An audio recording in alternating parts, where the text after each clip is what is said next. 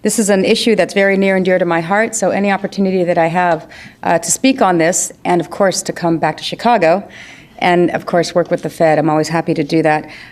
You heard a little bit about what I do in my portfolio. It's actually the first time the Treasury of the United States has ever had this portfolio, so I'm very excited to take that on. But I do want to emphasize, there was one sentence in there about being a liaison with the Federal Reserve. I can't tell you how rewarding it is to work on so many different projects with the Federal Reserve around the country, with a lot of the reserve banks. And so in my capacity as having direct oversight over currency and coin and gold, there have been so many projects that we worked on together and to this day. So financial capability and access, of course, is one of them. But in addition to that, we just completed, for example, the first ever audit of our gold reserves at the New York Fed, which was wonderful. I work closely with the Cash Product Office in San Francisco on our currency and coin projections. I work with the Federal Reserve Bank of Boston on the Mobile Payments Working Group.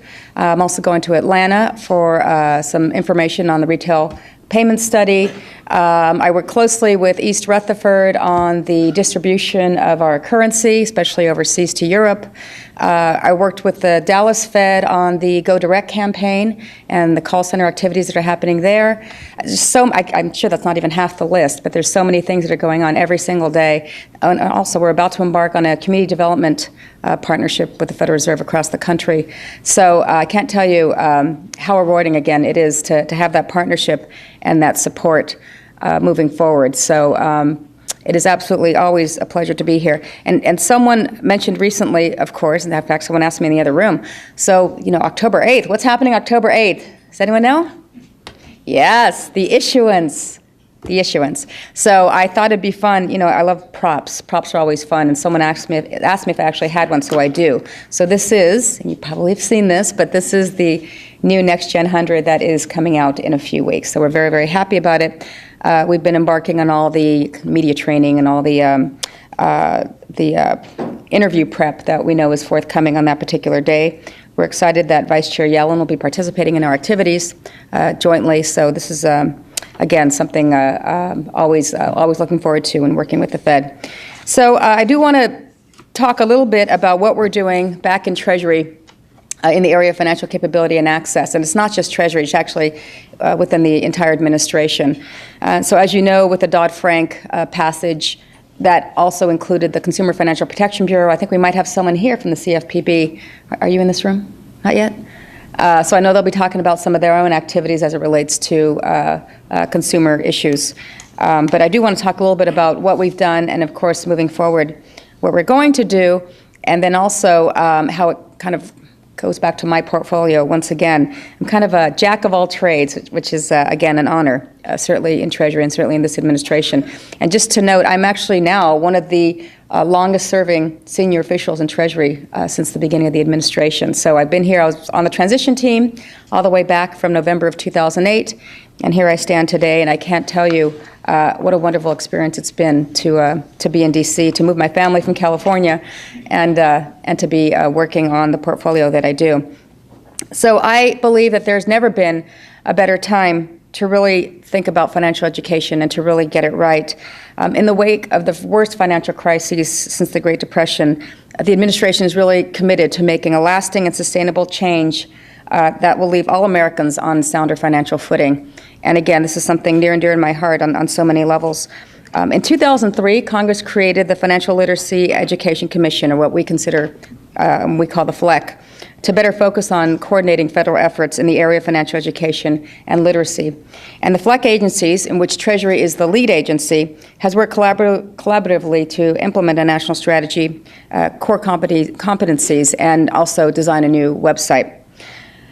When we think of three primary ways to improve consumer financial outcomes, first we think of enhancing individuals' financial capability and access, and then second, promoting access that meets consumer needs, and third, technology to improve customers' financial choices.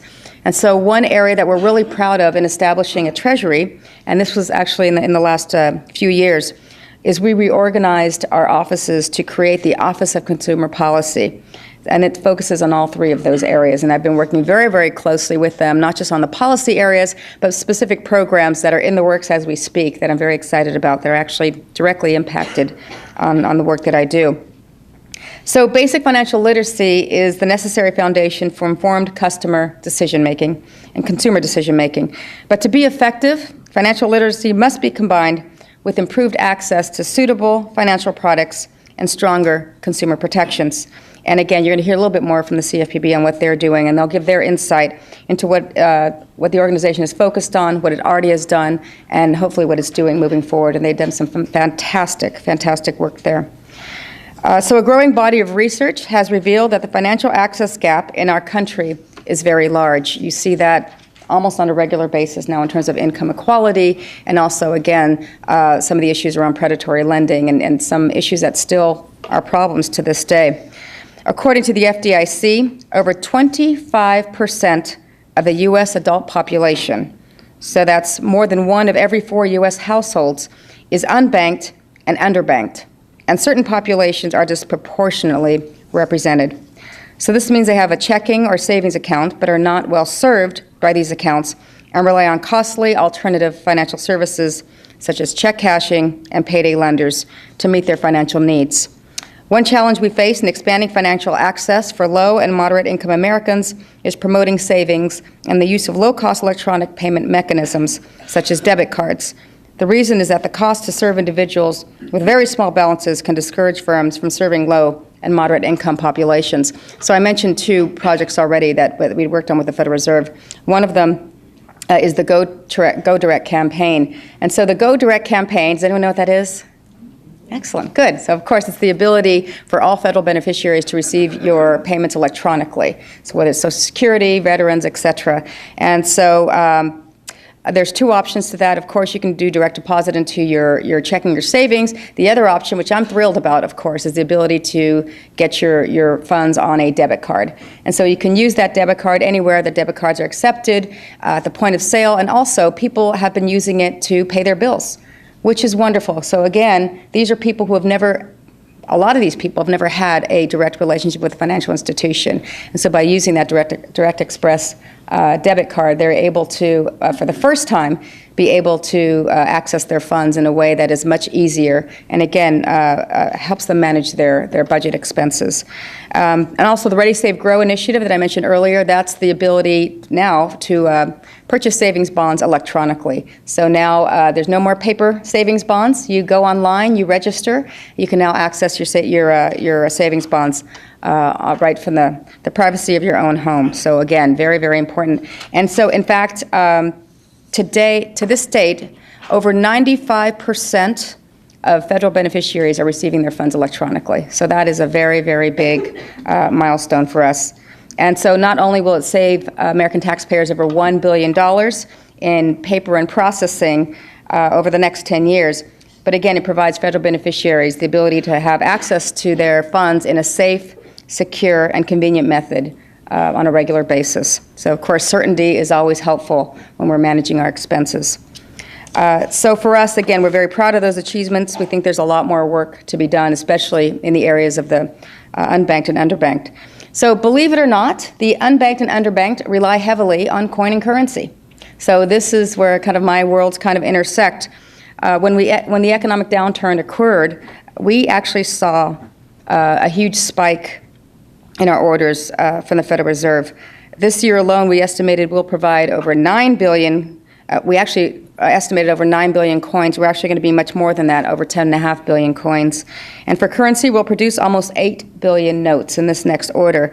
And that has been progressively increasing over the years. So while the overall number of transactions has increased, and the proportion of cash and currency represents a smaller percentage of that transaction, the absolute universe of notes has remained steady, and in fact, again, has actually increased over time. We do anticipate that will continue in the near future. So again, for many people, that is the only way that they can do their transactions, pay their rent, buy their groceries. And so we do think that we do serve a purpose in providing those options to those who don't have access to financial institutions. And of course, education in my portfolio, financial education in my portfolio, is something that we take very seriously. If you ever visit our website, our Mint website at usmint.gov, you'll find a special section dedicated specifically to change in your pocket. And so we have materials that we provide to the educational community that they can download for free, that they can use in their classes and help kids learn about coins and how to use coins, for example, as a tool, as a math product. And so I always remember when I grew up, maybe I'm a little older than most, but when I grew up, I actually learned in school very young, of course, math using coins. You know, how much is a penny and a nickel and a dime, and if you take away a dime, what does that equal, et cetera.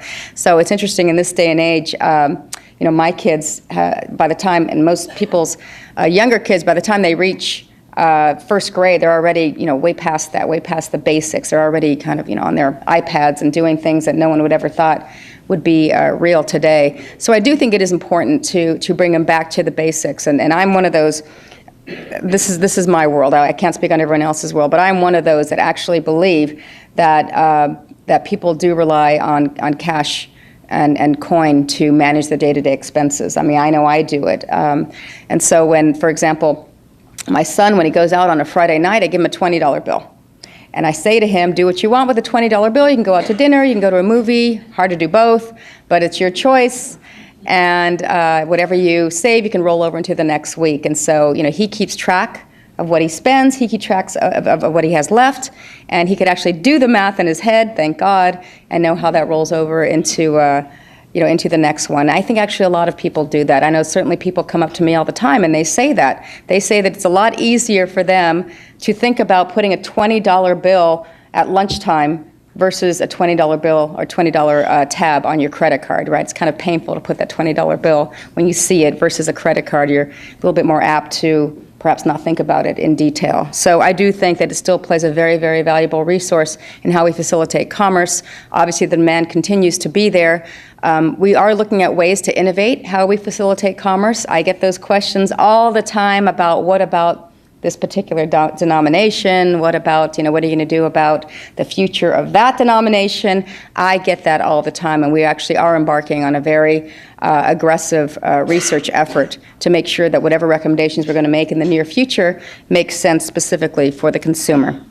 So our priorities, again, for financial capability and access moving forward are in these very specific areas. It has to be evidence-based. We have to make sure, again, that we're all doing our homework to make sure that we're doing the right thing, not just from a administration perspective, but from a consumer perspective, to put information and access where it works and focus on where it's needed most and increase access for all those who need that increase, and of course include these innovative concepts that perhaps have never been tried before. That is the one issue about crises and chaos, is it does spur the mind to think about innovation, thinking out of the box and thinking and knowing that perhaps what was used before doesn't work now, and so what can you do differently? And so that this is an opportunity. I think this is a very, very big window to do something very, very different. And definitely within a year's time frame, you will definitely hear a lot more about some of the programs that we will be recommending moving forward,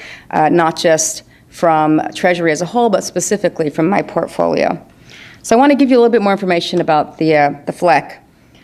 This commission, created by statute, has its primary task coordinating the financial education activities across the federal government, and actually has more than 20 agencies. I know the Federal Reserve is participating in that as well. Treasury is the chair, and the CFPB is actually the vice chair.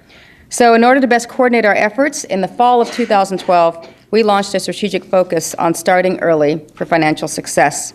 The Commission selected this focus recognizing that the financial stability of young people and their families is vital to the overall strength of our economy.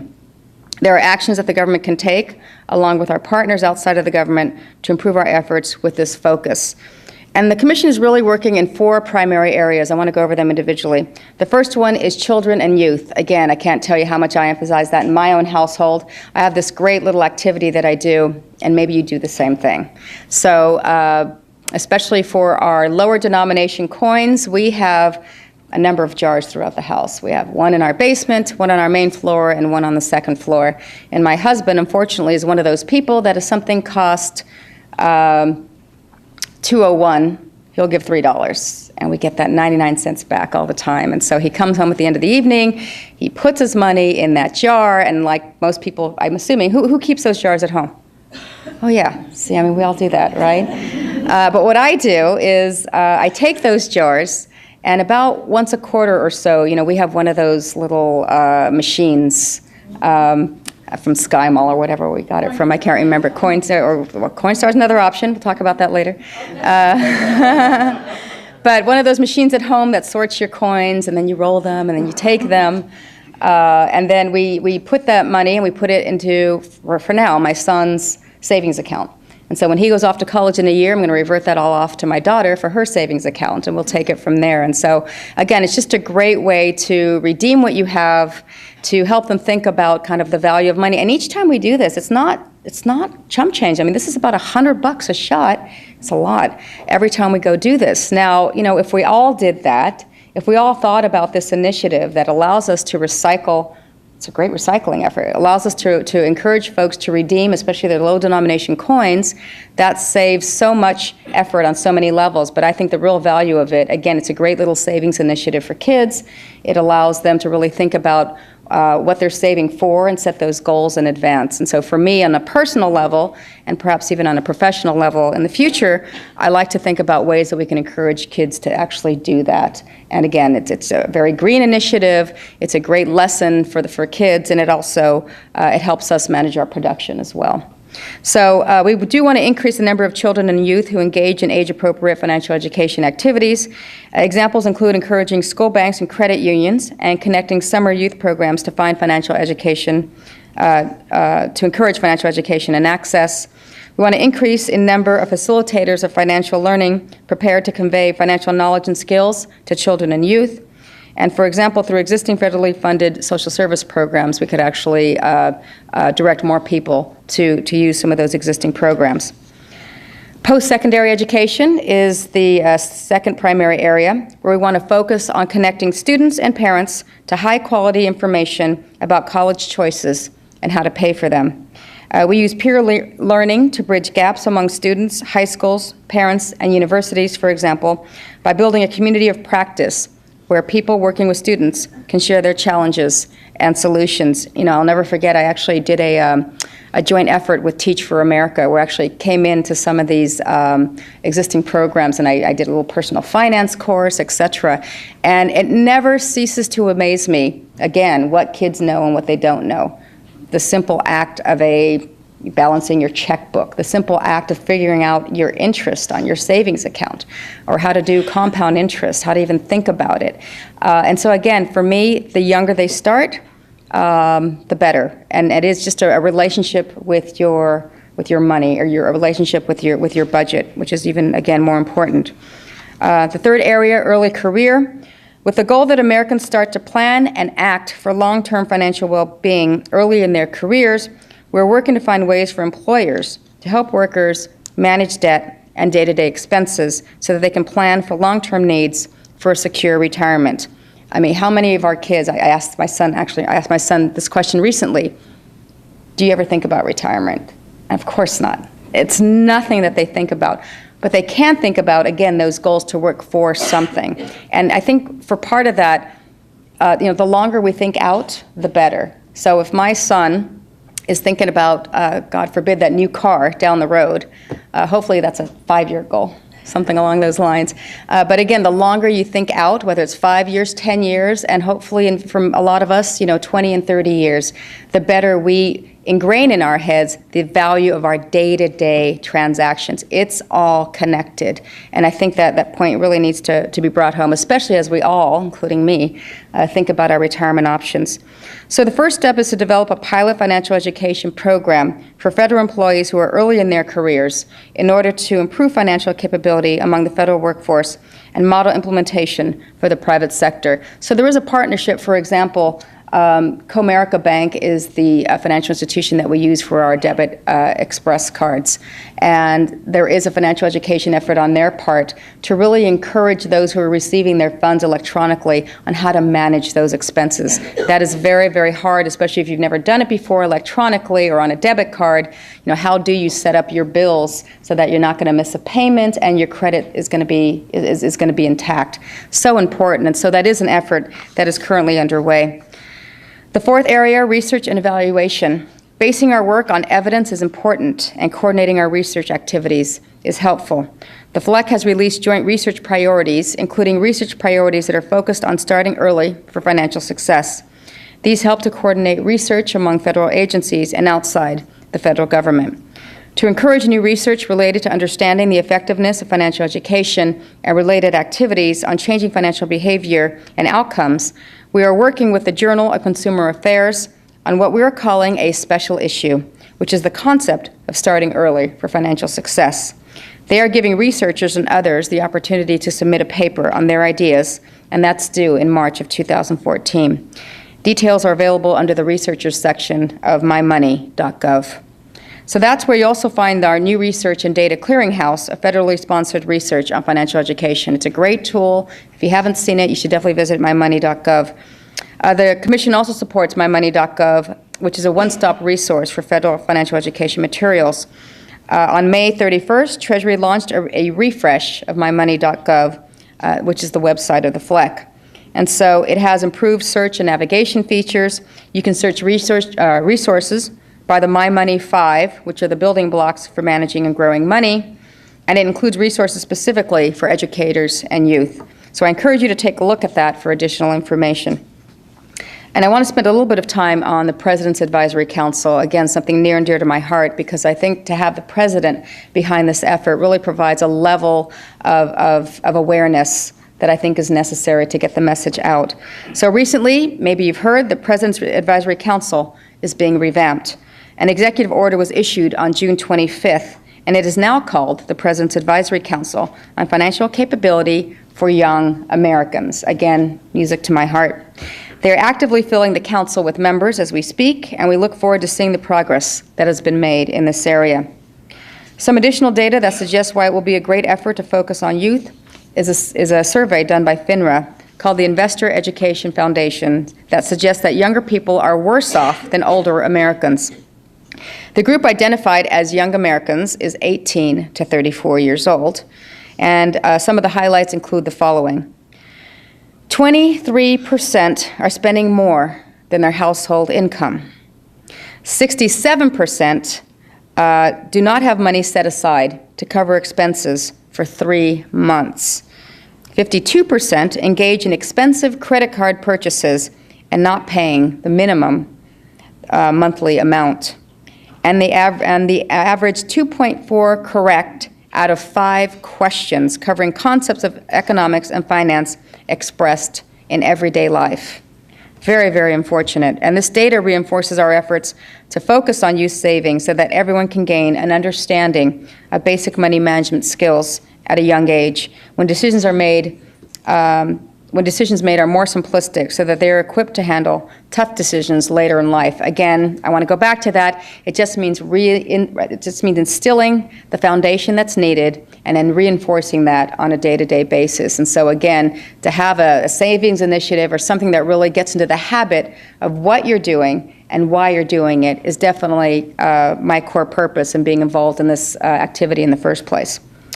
Technology, an area that is new to Treasury's Office of Consumer Policy, is an effort fueled by the use of technology. Technology enables individuals to easily access information and make data-driven decisions. Smartphones, or mobile phones, especially smartphones, are key. They give consumers all the resources available online, but in real time at the point of purchase. New apps are the next frontier for providing tools that can be personalized to an individual. These apps often use data about individuals to help them make smarter, real-time financial decisions and help them achieve future financial goals. And one thing that we've done in my portfolio that I think it has provided a big service for a member of our community is our iNote application. So now, for the first time, the blind and visually impaired have the ability to download this app and download it to either their iPhone or their Android, and it helps them denominate currency. So what it is it's iNote, as in your I, E-Y-E, note. It's, again, free.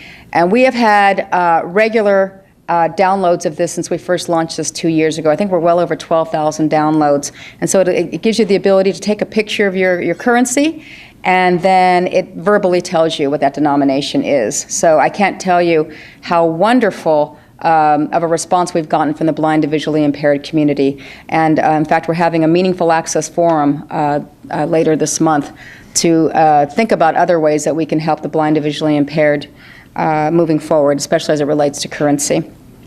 So innovations will be limited without the data, and Treasury is working to help expand consumers' access to data that can enable more relevant and effective financial capability tools.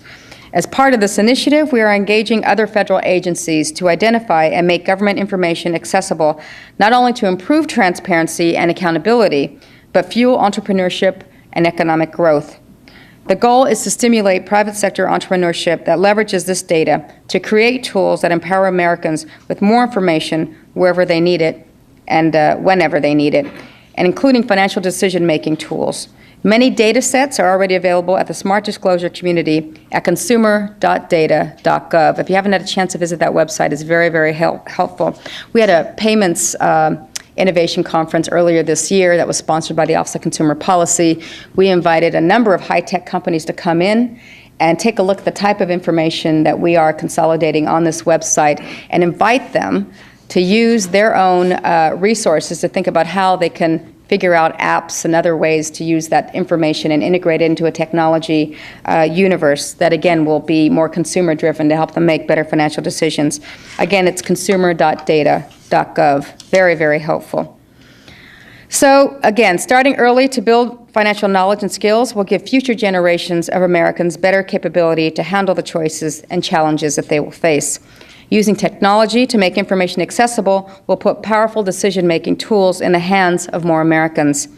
Education, information, and tools can work in concert with the availability of products and services to make it easier for people to choose the right financial path. Together, these strategies have the ability to make real change in how Americans can control their financial lives and achieve their goals. So I want to read something that I pulled from the President's executive order when he created this new advisory council, because I think it's very telling. It states, by starting early, young people can begin to learn the difference between wants and needs, the importance and power of saving, and the positive and productive role money can play in their lives. Having a basic understanding of money management from an early age will make our young people better equipped to tackle more complex financial decisions in their transition to adulthood, when critical decisions about financing higher education and saving for retirement can have lasting consequences for financial security. Strengthening the financial capability of our young people is an investment in our nation's economic prosperity. So I encourage all of you to continue striving to do what you do to increase the visibility and effectiveness in this field. It is important, it is very, very important, and the traction that I have seen just in my short time in the administration gives me hope that we're making some great headway. Treasury will continue to work to develop the core competencies and identify ways to measure the success of creating and increasing financial capability and access. I want to thank you again for this invitation. It's always such a pleasure for me to be here. And I wish we had a little bit more time for, do we have any Q&A? Do we have a little bit more time? Yeah, you do have more. We do? Oh, good, good, excellent. I think someone asked if I could think about that, putting it forward. So I'm happy to do that. Maybe just a few questions, if that's all right. That'd be great. Any questions from, yes, excellent. So Ed Jurtson with the Financial Planning Association, thank you for being here. You know, the issues are not necessarily that there's a lack of financial literacy, and that's what I really appreciate what you're saying. Thank you. In regards to connecting that. So all the efforts that are taking place, what are some of the fundamental ways that Treasury is trying to connect that literacy to individuals? So, on many levels. So, first of all, the research piece of this, right? We do believe that there's an enormous amount of research that exists, and we are trying to make sure that there are all levels of financial capability and access discussion that are integrated. sometimes you see the same research studies over and over and over again. And so it is kind of helpful to think about, it's not just the what. The what is the easiest part. It really is the how. That's my opinion. And so I think that's one piece of it, is to really kind of consolidate and manage this research and think about how to get to that what and what makes sense. And again, the technology piece, I think, is very, very helpful, because it really just drives not just kind of the policy areas, but again, the implementation areas. So using information that we literally give to the private sector, in this case the technology world, and ask them to think about those tools. Again, not just the what, but the how.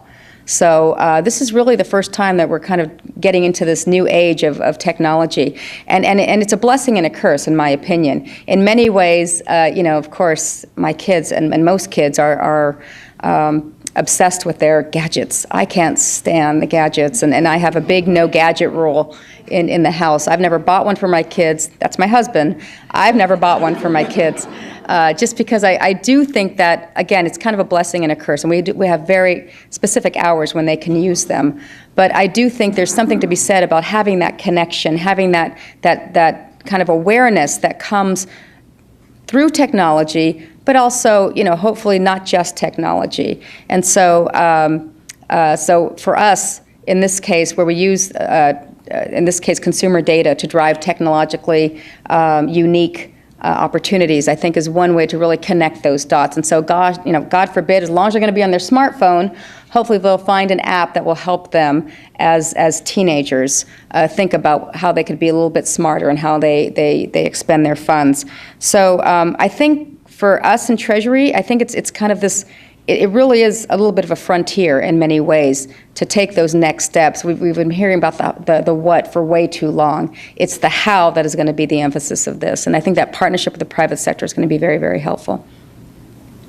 Yes?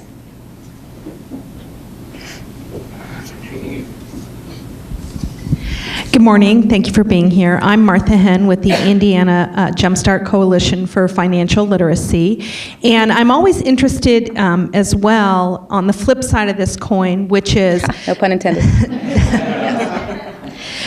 Does FLEC, or the Presidential Advisory Council, also have an emphasis on stressing ways that we can expect the financial marketplace, the financial services marketplace, financial products, to also make it easier for consumers to be successful in managing their own funds? Yeah, that is an absolutely amazing question. We do have in fact, the Office of Consumer Policy is part of the Office of Financial Institutions in Treasury, so you're absolutely right. That relationship is absolutely key. I think from an implementation standpoint, we're very fortunate, again, to have the Consumer Financial Protection Bureau on board. They are obviously the ones that are working very, very closely with financial institutions on the areas of lending, et cetera. And so I am going to let the CFPB speak a little bit more about that. But obviously the CFPB, being the vice chair of the FLEC, they're integrating those great concepts, those great ideas into the broader discussion. So I will definitely defer to them, but you're absolutely right. That is a key component of the strategy.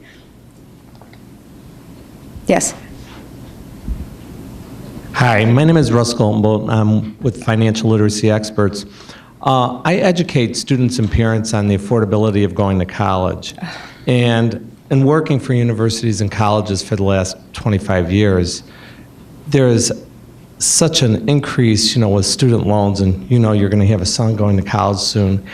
And actually the education is to getting your education, going to a premium four-year college, but then putting yourself into debt.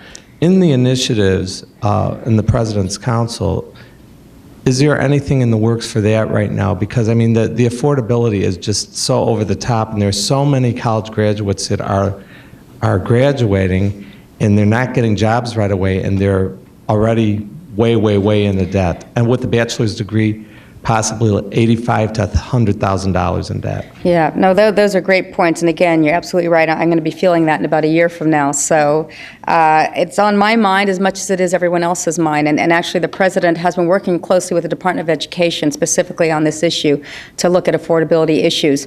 The agenda for the President's Advisory Council has not been specified, but I'm sure that is a conversation that will come up. I don't know if you've noticed, just in this last week, there were a few articles about a number of private colleges that have drastically reduced their tuition, some of them upwards of half. So it is definitely a big issue. We just finished the Common App this last weekend with my son. It's a new one that's now coming out that I think is 550 universities use this common application. And so as we're looking through where he's thinking about applying, and this isn't news to you, and I'm not kidding, it's like $45,000, $49,000, and it's painful. It's very, very painful to think about that. And you're absolutely right. There's a lot of that generation that have been and probably will continue to be saddled with that debt. And so I think there's so many pieces to that. It's the working with universities to think about kind of the policy level decisions about why they charge what they charge. It's obviously working with college students to make sure that they're not growing their debt and getting access to that first credit card and going wild and free with that. And it's also thinking about how to manage that debt, when they graduate, and thinking about ways to make it a little bit easier as they bring that debt down. I think it's all of it. I'm not sure there's one panacea. There's not one magic bullet, I think, that's going to solve all of it. I think it's a concerted effort across the board. But I think the fact that it's gaining so much attention, again, just this week we were pummeled with those articles, and I think it's a healthy dialogue. And I don't want that to detract from what I still believe is college and your pursuit of your graduate degree as an investment. I strongly believe that it is definitely worth the time and the investment to make sure that you have the education under your belt. It's a different world, and I say that to my son all the time. It's not just about an undergraduate degree. What's the bigger conversation also? It's the graduate degree. You have to get a graduate degree. And so that's my opinion. So it's not just thinking about those 4 years, it's thinking about the next 2 or 3 or 4 years after that. So it is a much bigger picture today than it ever was before. And so the fact that it's being tackled on so many levels, and then even at the Main Street level, as you look at these, the recent media attention, I think is a healthy start. Thanks for bringing that up. Yes, here in the front. Is this the last one? Last one, okay. Hi, I'm Tracy Frizzell, and thank you again for being here. I'm with the Economic Awareness Council on the Young Illinois Saves Youth Employee Pilot here, so we're helping young employees in underserved communities save their first paychecks. We also are excited about the move to direct deposit of their funds, because we see a lot of them, when they get a check, their inclination is to go to check cashing. But a concern we have is if the product, their prepaid card or whatever their funds are deposited on, doesn't have a savings bucket or an actual account tied to it, we still see them burn through those funds very quickly. So I was wondering, with the Co-America pilot that you mentioned, if there is a savings component, or if having that savings component built in is something that your colleagues are concerned about. Yeah, no, that's a very, very good point, and that is, again, an ongoing discussion. Obviously, there are many phases to this thought process. And so the Co-America product was designed to be, in many cases, there are many activities that you can do that don't have a fee. That was another big concern, is having these debit accounts and having the fees eat up your account. And so there are many ways that people can use their account without the fees, which is great. There are discussions underway about looking at options. Again, in my portfolio, hopefully within the next year's time frame, you're going to see something I consider to be very groundbreaking. I hope that is the case. But savings for me, you heard me talk about it all day long, is I think going to be a key, not just for the immediate future, but for the long-term future, to really, again, reestablish that relationship in people's mind of how important on a day-to-day basis and a long-term basis managing their money is. So yes, there will definitely be future conversations on that. And just from my personal perspective, I think youth employment is a great way to encourage not just, again, making money, but thinking about, it establishes a great disciplinary process in these kids. It gives them a future sense of what their career is going to look like. And so I actually am a summer youth employment program alum. I started working in high school full-time as a freshman, and it was the best experience of my life. And quite frankly, I strongly believe that if I didn't participate in the summer youth employment program, I would not be where I am today. So thank you for what you do. Very, very important for that. So with that, I think we're done. But thank you again for having me. It's always great to be here. Thank you.